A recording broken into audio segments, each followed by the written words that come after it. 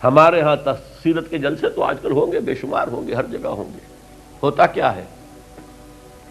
آپ کی عظمت بیان ہو رہی ہے، آپ کی کالی کملی کا تذکرہ ہو رہا ہے، آپ کی سرمئی آنکھوں کا حسن بیان کیا جا رہا ہے، آپ کی زلفوں کی یہ ہے، یہ تو نہیں ہے، اس میں کوئی شک نہیں. تمام انبیاء اور رسول کو جو کمالات عطا ہوئے، محمد کو وہ سب عطا ہوئے صلی اللہ علیہ وسلم. حسن یوسف دم عیسیٰ ید بیضا داری، آنچ خوبہ ہمدارن تو تنہا داری. لیکن حضور فرماتے ہیں تمام نبیوں اور رسولوں نے جو تکالیف برداشت کی، میں نے وہ سب کی سب برداشت کی. یہ کوئی بیان کرتا ہے؟ کیسے بیان کرے؟ اس سے تو کچھ سبق ملتا ہے کہ کچھ تو تم بھی کرو بھائی. یہ کہاں عاشق رسول بنے پھر رہے ہو؟ کہاں عید میلاد النبی بنا رہے ہو؟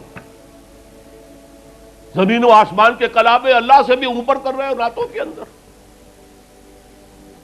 یہ نہیں ہے محمد سے نسبت اور تعلق کا معاملہ. اب آپ دیکھیے، جو اب واقعاتی انداز میں تو جانے کا وقت ہے نہیں نا، لیکن ایک بات آپ کو بتا دوں، دشمنوں نے اقرار کیا ہے کہ تاریخ انسانی کا عظیم ترین انقلاب محمد نے برپا کیا صلی اللہ علیہ وسلم. M N Roy of India, member of communist international, اس نے 1920 میں تقریر کی لاہور میں، بریڈلا ہال میں، دی ہسٹوریکل رول آف اسلام. وہ کتاب اب بھی انڈیا میں چھپتی ہے. اس نے کہا تاریخ انسانی کا عظیم ترین انقلاب محمد نے برپا کیا صلی اللہ علیہ وسلم. اور اس نے کہا یہ ندی فتوحات نہیں تھیں، فتوحات تو سکندر نے بہت کر دی تھی، اٹیلا نے بہت کر دی تھی، چنگیز نے بہت کر دی تھی. وہ بروٹ فورس تھی، وہ وحشی قوت تھی.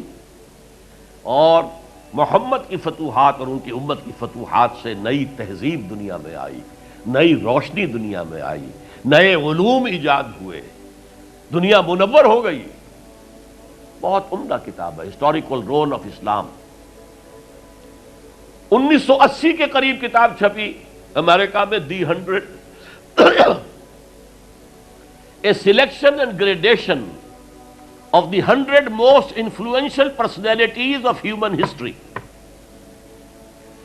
تاریخ انسانی کا دھارا بہتا ہے، ہم بھی اس میں بہ رہے ہیں، جدھر بہ رہا ہے ہم بھی بہ رہے ہیں. چلو تم ادھر کو ہواؤ جدھر کی. کچھ لوگ ایسے ہوتے ہیں کہ جو دھارے کا رخ بدلتے ہیں.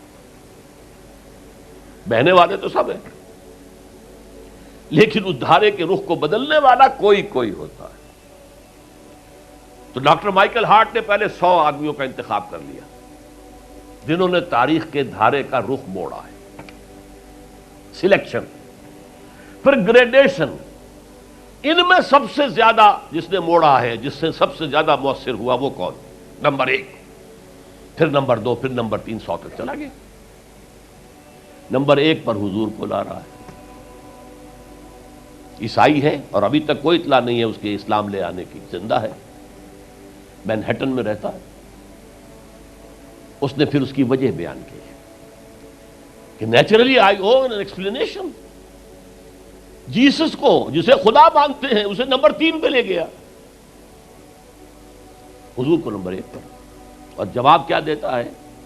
ایکسپلینیشن کیا ہے؟ This is because he is the only person supremely successful in both the religious and secular fields. جتنے بڑے لوگ دنیا میں ہیں وہ یا ادھر اونچے ہیں تو ادھر کچھ نہیں، ادھر اونچے ہیں تو ادھر کچھ نہیں. بڑے حکمران، بڑے فاتح، اخلاقی اور دینی اور روحانی اعتبار سے 0 بلکہ مائنس. بڑے مذہب، اخلاقی تعلیمات، روحانی تعلیمات بہت اونچے، گوتم بدھ، حضرت مسیح، لیکن ریاست، حکومت، سیاست 0. ایک ہی شخص ہے، ایک شخص ہے. کتنی بڑی سچائی اس کے قلم سے نکلی ہے. دی only person supremely successful in both the religious and the secular fields. بہرحال یہ سمجھیے کہ تکمیل رسالت کا یہ مرحلہ ہے، یہ مظہر ہے۔ اگر حضور نے اس کو قائم کر کے نہ دکھایا ہوتا تو کہا جا سکتا تھا کہ ٹھیک ہے جی نظام تو بڑا اچھا ہی ہے، لیکن یہ انہونی بات ہے، بھلا کوئی بات ہے؟ سید القوم خادمہم، قوم کا سردار خادم ہوتا ہے، شاعری ہے یہ، اچھا شعر کہہ دیا ہے۔ لیکن محمد نے وہ نظام قائم کیا جہاں ابو بکر اور عمر خادم تھے، چٹائیوں پر بیٹھتے تھے، پیوند لگے ہوئے کپڑے پہنتے تھے، رات کو گشت کے دوران کسی عورت کے کراہنے کی آواز آئی ہے، پتہ کیا، معلوم ہوا کہ درد ذہن میں ہے اور کوئی اٹینڈ کرنے والا نہیں ہے، فوراً گھر گئے، اپنی بیوی کو لے کر آئے، فرسٹ لیڈی، اور اس نے مڈ وائف کا کام کیا ہے۔ ایک اور جگہ دیکھا، بچوں کو رونے کی آواز آئی، پوچھا کیا ہے؟ ماں نے کہا کہ میرے پاس کھانے کو کچھ نہیں ہے، بچے بھوک سے بلک رہے ہیں، اور میں نے یہ صرف ہانڈی چڑھا دی ہے چولہے کے اوپر کے دھوکہ دینے کے لیے کہ کچھ پکا رہی ہوں، تھوڑی دیر میں روتے دھوتے سو جائیں گے۔ کانپ گئے، گئے بیت المال، وہاں سے ایک بوری آٹے کی لی، اپنے کندھے پر، غلام سے کہا میرے کندھے، اس نے کہا میں نہیں چلتا ہوں حضرت۔ نہیں نہیں، قیامت میں تم میرا بوجھ نہیں اٹھا سکو گے۔ اپنے کندھے پر بوری لگ کر گئے ہیں، وہاں جا کر کھانا پکوایا ہے۔ یہ سید القوم خادم ہوں، کبھی دیکھی تھی دنیا نے یہ بات؟ قائم کر کے دکھایا، نوع انسانی پر حجت قائم کی ہے۔ مائیکل ہارٹ نمبر 1 پر لا رہا ہے، آپ غور کیجئے۔ ایچ جی ویلز کی بھی اب وقت نہیں ہے میرے پاس، میں نے وہاں تقریر کے اندر پوری واضح کی بات، اس کی شہادت، حالانکہ وہ شاتم رسول ہے، حضور کو گالیاں دی ہیں اس نے، بالکل رشدی کی طرح، اور تسلیمہ نسرین جو ہے بنگلہ دیش کی اس کی طرح، لیکن ایک اعتبار سے گھٹنے ٹیک کر حضور کی مدح کرنے پر مجبور ہے۔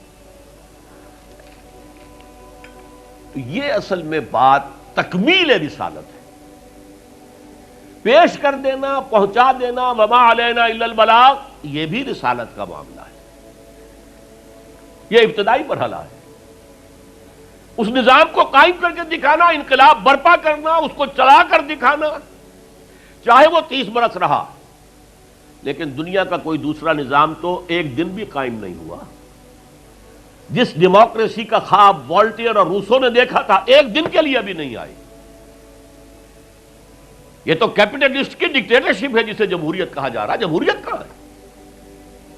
It's the dictatorship of the capitalist. Billionaire نہ ہو تو آپ الیکشن کیسے لڑیں گے؟ عام آدمی الیکشن لڑ لے گا۔ دے میں استبداد جمہوری قوام پائے کو، تو سمجھتا ہے یہ آزادی کی ہے نیلم پری؟ ہم نے خود شاہی کو پہنایا ہے جمہوری لباس، ابلیس کا ایک مشیر کہہ رہا ہے، ہم نے خود شاہی کو پہنایا ہے جمہوری لباس، جب ذرا آدم ہوا ہے خود شناس و خود نگر۔ آدمیوں میں اپنے حقوق کا ذرا احساس، اور یہ احساس محمد نے پیدا کیا صلی اللہ علیہ وسلم۔ اس کے تحت انہوں نے کہا اچھا وہ انسانی حاکمیت ٹنوں کے حساب سے فرعون کے سر پہ رکھی ہوئی تھی، گندگی، اب ہم نے کیا کیا، وہ تولا تولا سب میں بانٹ دو، گندگی تو گندگی رہے گی، نجاست تو نجاست رہے گی۔